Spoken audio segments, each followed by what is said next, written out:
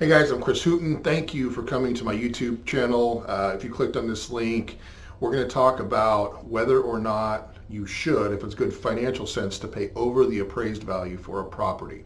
All right, let me set the context first because the answer can be different depending on the market. So right now, 2020, Central Valley of California and many markets around the United States are in a similar situation. There's an inventory shortage.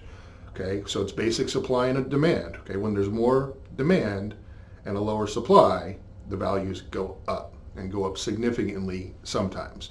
So the million-dollar question is, are you making a bad financial decision by paying over the appraised value? So I'm going to look at it both ways. In the market that we're in now, okay, let's just say you find a home that is appraised at $300,000. Okay.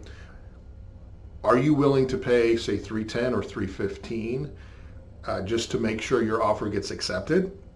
So we can look at it two ways. Number one, you're paying more than the appraised value, so you're going to have to come out of pocket with the difference. Okay. Number two is, does that make financial sense? Okay, because I'm a consumer too, and if you ask me, should you pay more than something is worth? To me, that doesn't make sense. Of course I wouldn't. However, we're talking about two different things. We're talking about appraised value and market value, okay? And when a market is moving fast like the one that we're in, the appraised value takes a while to catch up to the market value because the appraised value is determined by the past, whereas market value is by the present, okay? So 3 months from now, that house may very well appraise for the the 310 or 315 that you're willing to pay for it. But let's look a little bit further out. Okay, so you bought a house, you paid $300 and let's just say $15,000. It appraised for $300. Okay, so you're automatically in the hole $15,000. Okay, number one, buying a home has multiple benefits for you financially. Number one, if you were paying rent before, now you're not paying rent, you're building equity in your future. That is very valuable for your financial long game.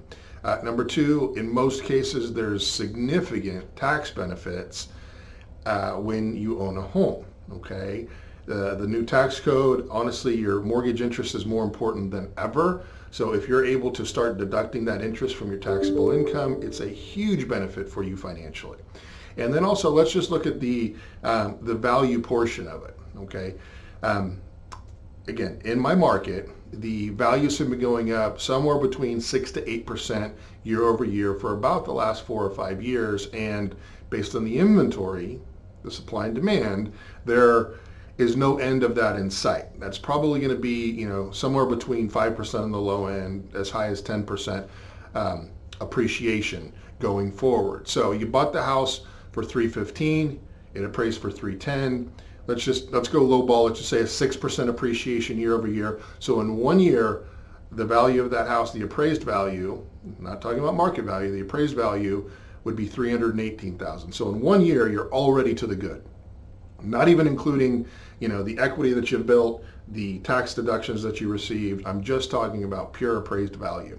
So 1 year later, you're already to the good. I would say most people would agree with me that that's a pretty good financial decision because most other investments out there can't tell you that. Most investments that you make will have a 3 to 5 year, sometimes even a longer time before you start actually making money to the good.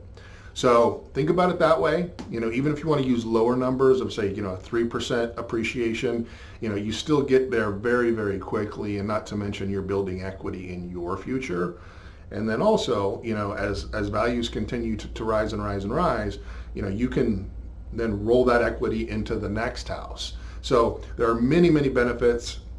The only downside, well, let me just put it this way. Depending on the market, there can be several downsides, okay?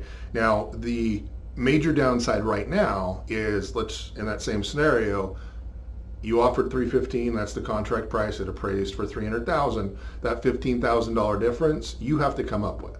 So whether it's money in the bank, whether you're taking money out of a retirement account or 401k, you're getting money from a family member, you have to make up that difference, okay? And that you might not be able to do that, and that's okay. You just have to kind of keep looking for that, that perfect situation that fits your financial, situation.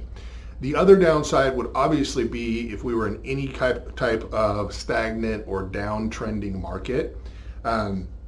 For the foreseeable future, I do not think we will see that. It's going to be a very long time. If you look back at when the market, dropped off in, 2006, 7, and 8, the inventory, I think in this area, there were somewhere around 16 or 17 months of inventory, out there for sale, whereas right now there's barely 1 month. So it's very, very inverted, which tells us that values will continue to go up, especially in this area as the population rises. So guys, I hope this was helpful. Obviously buying a home is probably the biggest financial decision you're going to make in your lifetime, and it can also determine the long-term wealth for you and your family. Buying a home is very, very financially sound in almost every case. And if you look at the disparity between net worth of homeowners versus non-homeowners, I like to look at the numbers, and the numbers don't lie. It is a significant difference, like by hundreds of thousands of dollars difference. So again, I hope this was helpful. If I can help you at all, my name is Chris Hooten. I am your MLO. Thanks.